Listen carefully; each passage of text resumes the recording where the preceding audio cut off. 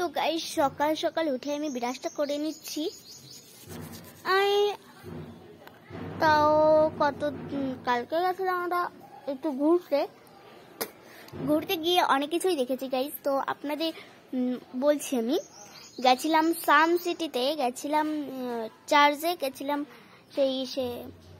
চার্চে গেছিলাম, তারপরে এই ভিক্টোরিয়ায় গেছিলাম, তারপরে সেই চিড়িয়াখানায় গেছিলাম। ওখানে অনেক কিছুই দেখার আছে।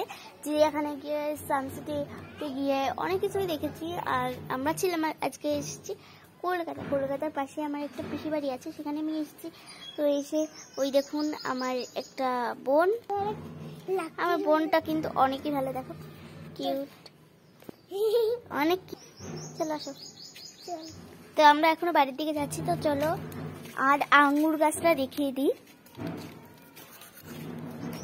চলো গিয়ে দেখ। এই দেখুন আঙ্গুরের গাছ, এই দেখুন আঙ্গুর হয়েছে,